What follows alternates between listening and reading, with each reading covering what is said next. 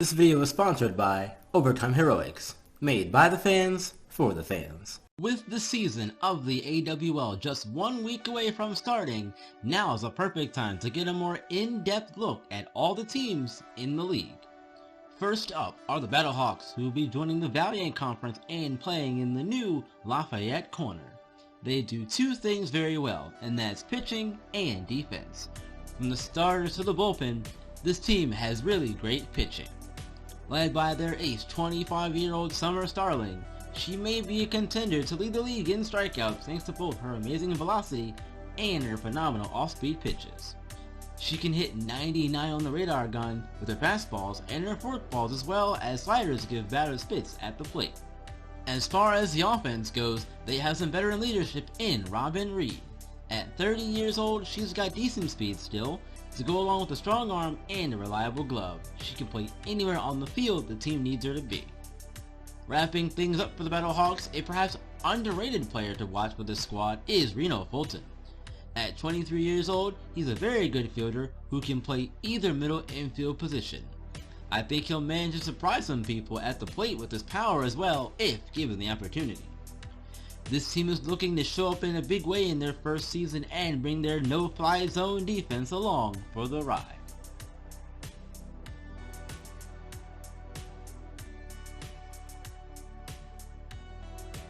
Let's go over to the Monument Conference and talk about the conference champions from last season, the Blurs, who finished 11-5 and will set up shop in Emerald Diamond. This team has speed for days all up and down the roster. We've got to start things out by talking about their best player, ace of the pitching staff, Daytona Davis.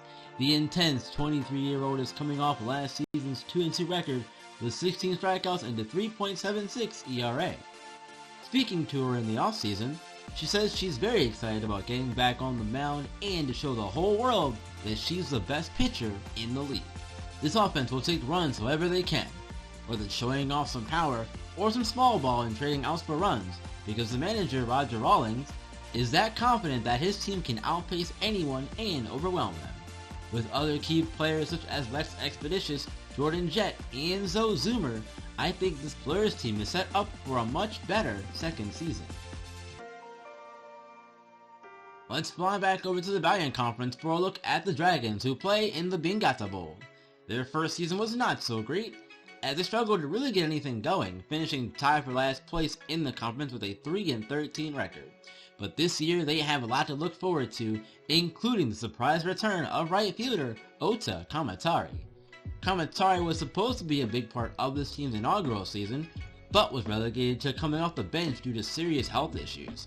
At 34, he's not sure how many seasons he has left in him, but Ota told reporters that he's in a much better place health-wise and that he has every intention of starting the Dragons in right field this season.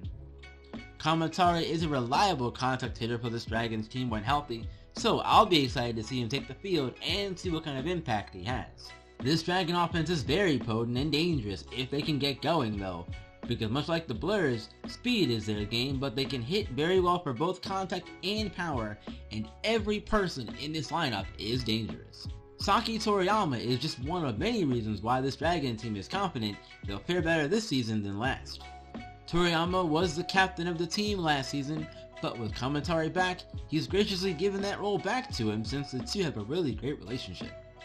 Ota took Saki under his wing last season and really helped him find his own place on the team. That place is in the leadoff spot of the order, and he's deadly up there. Always a tough guy to get out, and if teams can't get him out, expect to see him press the issue on the base paths as well. With Kamatari and Toriyama leading the way, this Dragons team could pose a problem this season. Time to introduce you to America's team. We're talking about the Justice. This is another team that struggled last year, tying with the Dragons for last place at 3-13, and are looking to turn it around. They're savage at the plate, and have a pitching staff that can cause hitters some frustration as well. Let's start by spotlighting Jesse McCarty, formerly known as Jesse McCree. He changed his name during the offseason to capitalize on his country music career, as he performed under that name during the time away. His star is rising in the music world, and he's hoping it'll translate over to the diamond as well this year. He throws gas on the mound, hitting speeds of 100 miles per hour. Don't let that fool you though, because he's a well-rounded pitcher, and that was a big reason why the 35-year-old ended last season with 12 strikeouts in 19 1/3 innings pitched.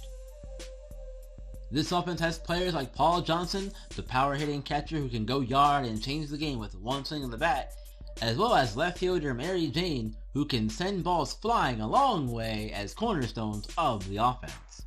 With these players, the Justice are looking to reign from above this season. Moving on to the second new team in our season preview, let's meet the Mighty, who will be joining the Monument Conference. This team will be setting up shop in the high-altitude Big Sky Ballpark, and it's very fitting because this team can smash some baseballs if you give them the chance. They're all power, all the time, and even the players who hit for contact primarily have the ability to send it yard. Their top three batters are right fielder Amel Peltzer, left fielder Valerie Rousseau, and second baseman Kenzo Juichi. But everyone is talking about the biggest acquisition this new team was able to make, and it comes on their pitching staff in the form of Gabriela Gonzalez. Gabriela is the younger sister of the best player in the league, Crush Gonzalez, who plays for the Widows. She is definitely the best player on this Mighty team at only 18 years old. Like her sister, she's a phenom at the plate. I got a chance to ask her why she didn't join up with her sister, and she said growing up the two were always competitive with each other. She also said, and I quote, "I want to strike her out. What better way to make a statement?" And you know what? I agree with her in that regard.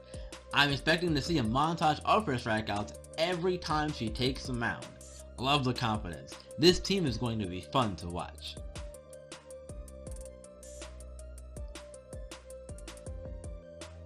Next up on our list is a team that has dubbed themselves the Kings and Queens of the Diamond. Let's meet the Monarchs. They're the third new team to join the AWL, and they'll be playing in the Valiant Conference in Founders Field. This team comes from money and royalty, so they know a thing or two about protecting their investments. The Monarchs are a defense-first club, and they're led by center fielder Byron Baxter, who at 26 years old is one of the most complete players in the league. He's got the will to get on base every time he steps into the box. He'll more times than not give the opposing pitcher a hard time by fouling off tough pitches and just staying alive. But he's just as good with his glove, as his speed allows him to cover a lot of ground, and that's what you look for in a center fielder. The one area I think this team could struggle with is pitching, especially against teams that are not afraid to be aggressive at the plate.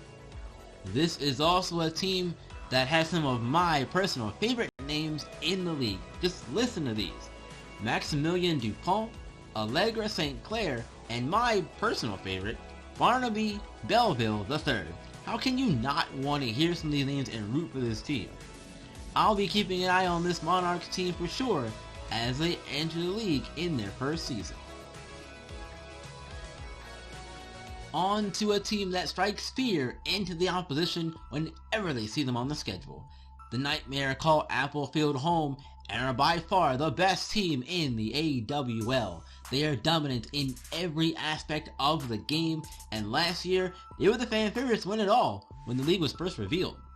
With all the hype surrounding this team and all the talent they have, you'd think they would have gotten the job done. Sadly, they did not. Only finishing 9-7 and getting bounced by the Swordfish in the first round of the playoffs was not what this squad had in mind. Rumor has it that there was a lot of locker room turmoil the first year, with all the competitive egos clashing, which led to a not so cohesive ball club. Let's spotlight one player on this team, and that's gonna be Chip Lightning. He's one half of the Lightning family that plays on this team. Chip is a fantastic center fielder, and he's very scary on the base path. Him and his fraternal twin sister Kiwi immediately were fan favorites due to their white hair. The tandem told me that they were always racing each other or running somewhere, and their parents would always say, "If you two keep running like that, you'll run the color out of your hair." Turns out, it actually happened, but it got them noticed, and that is important, especially in a league like this with all the different personalities. This team has a lot of talent, and I expect them to turn things around and make up for a lackluster year one.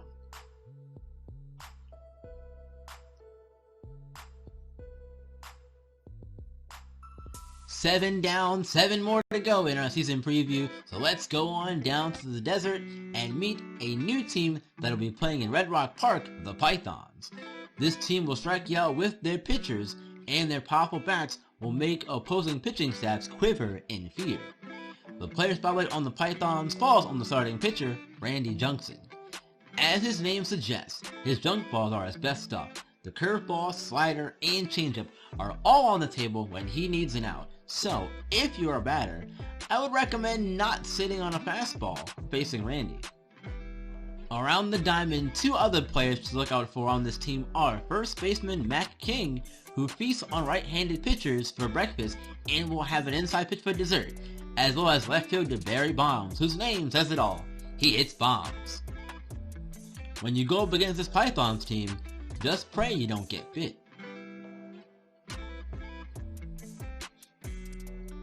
Next up is a team that has deadly defense and pitching that'll send you to the grave. It's the Reapers, who'll be playing in the Swagger Center. Last season they missed the playoffs despite going 9-7 in the Valiant Conference. The spotlighted player on this team is their ace pitcher, Morgan Vincenzo, who's got pinpoint accuracy and finished last season with 29 strikeouts and a 3.24 ERA. And with a new cutter to go along with her other pitches, she's poised for another huge year in strikeouts. The other pitchers on this team are no slouches either. Ike Rendell is a guy who can come out of the bullpen and keep the game close. Autumn Delora can come in and help out in a setup role, and of course the closer, Gabriel Reaper, can come in and shut the door if they're ahead or if the team is behind, give them a second chance at the plate. Overall, this is a team that could surprise some people if they get hot at a good time. Next up is one of our 3 all-female teams in the league. We're talking about the Sirens. They finished last season under 500 with a 6-10 record, but the real story here is during the offseason, the owner sold the team, and a new owner came in and cleaned house as a result.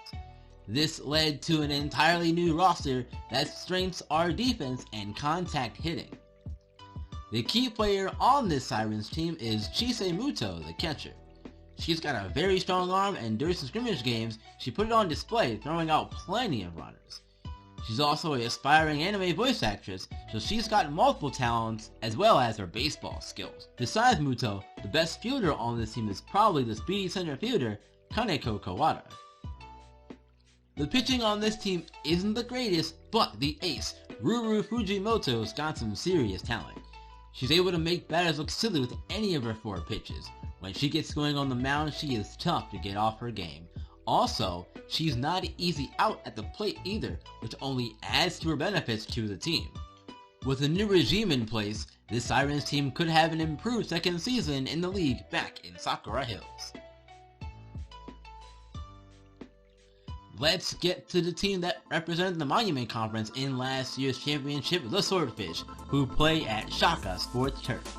This team does a lot well. They can hit, they've got speed, and the pitching is top notch from the starters to the bullpen. The star on this team is their right fielder, Ariel Gonzalez. She can play anywhere the team needs her, has speed to chase down any ball hit her direction, and was the team leader in home runs and RBIs last season. The other key player to talk about on this team is starting pitcher Brooke Valentine. Last season, he was tied for second in strikeouts with 29 with Reapers pitcher Morgan Vincenzo, so he can rack them up and really shut down offense. With their 10-6 record last season that ended in championship heartbreak, the Swordfish are looking to redeem themselves and capture a title this season.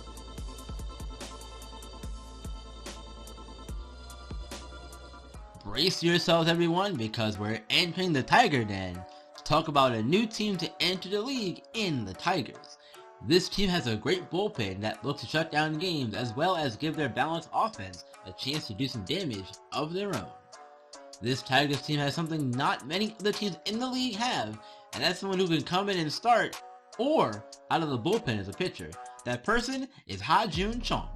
Chung's got 4 pitches, 2 fastballs and 2 off-speed pitches. He can get outs with any of them, so he's pretty well balanced across the board. The only knock on him, in other reports, is that he doesn't have the greatest stamina to go deep into ball games. He might be looking to prove some people wrong with that scouting report as the season gets going here in about a week. The offense is definitely one with some potential big playability and timely hitting. Jin-Ho Kwok, Chun So-Yu, and Mi-Hong Lee are a few of those batters who can change the game with one swing of the bat. This whole lineup, though, when it gets going, can make the game get out of hand very fast. Overall, this team could have a good first year in the AWL if things fall into place. On to the second of our 3 all-women teams, the Tormentor will call El Viejo Stadium home as they prepare for their first season in the AWL. When you talk about this team, you have to start with their speed. This is a very fast roster, and I think at some point, all these ladies must have ran track, because I think if this team and the Blurs got together and had a race, it would be a photo finish.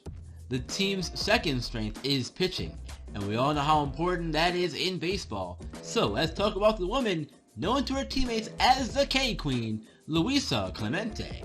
She's got 5 pitches, 3 of them being fastballs, but her curve and slider are the highlights of her arsenal. She told me that she loves that look of disappointment in batters' eyes when they go back to the bench after she strikes them out. The intensity she has while on the mound, she also brings with her while rallying her teammates and outside of baseball when speaking to kids, because she's a motivational speaker during the season as well as in the offseason.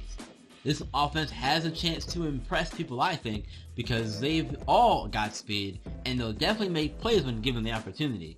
Mariana Morales, for example, is always looking to drive in runners in scoring position any way she can. This Tormentor team is going to be a storm.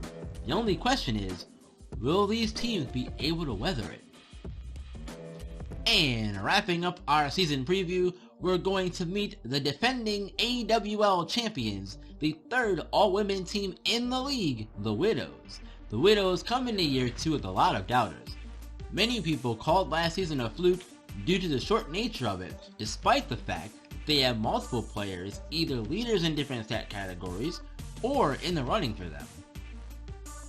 This team is built around defense and a beast of a bullpen with the offense that can get hot. Of course, the spotlight for this team is on Crush Gonzalez, arguably the best player in the entire league. We spoke about her sister earlier, but Crush is a girl who can do it all. She's dangerous at the plate, on the base path, and with her arm in the field. Last year, she led the league in 7 stat categories, and her numbers were pretty solid. A .458 batting average to go along with 10 home runs and 39 RBIs. Around her, I think, is a solid group of girls. Yao Ling in center field is quick and agile enough to turn on the jets and steal some bases, as well as get a timely hit when needed, and Carla Pontinelli the catcher. Watching this team play last year, she was definitely the spark plug that kept them going through difficult games. Always willing to motivate her pitcher and lift her teammates up with a few kind words. As I said, this pitching staff is very good, especially as far as the bullpen is concerned, but Serena Slider is the best starting pitcher on this team. She's the ace for a reason. She was tied for first with 4 other pitchers in wins last season with 3, so she is more than capable of going deep into ball games. She won't get you many strikeouts, but if she's having a good day on the mound, she may rack them up and in a hurry too. Her slider being her best pitch, I think, is where she shines, and that's setting up for infield to turn double plays. This bullpen, though, as I said, is the crux of this team. Jackie Brooks, Deshauna Moss, and Jane Sampo are the main ones you'll see the manager Claire Soriano go to. Coming into year 2, the Widows are looking to show everyone that the first season last year was not a fluke and that they can in fact compete with the top tier teams in the league. And that's going to do it for the season preview. Even though you already know which team I will be using for the franchise, let me know who your favorite team is, and it's okay. If it's not the Widows, I won't be upset, I promise, because I made each of these teams myself, and I tried my best to make them as unique and have a theme as I possibly could. And as we get into the games, you'll see a little bit more of what I mean about the theme, maybe. If you have any questions, you can definitely ask, and I will definitely answer them in the comments below. Be sure to do that though as well. As a note, I did use the base teams in the game for the footage for the opposing teams, so you won't see any of those base teams in the franchise at all. Just to clarify that, And for those of you who missed the first video in the series, there's no confusion there. You won't see any of those base teams in the game. I hope you all are as excited for the first game, and I'm going to experiment with the first couple of games in the series. I want to try 2 different styles, and you all can let me know what you like better in terms of what you want to see for the series overall. If you're new on these parts and are excited for the new series, or you want to see more franchise content in general, subscribe and give the video a like.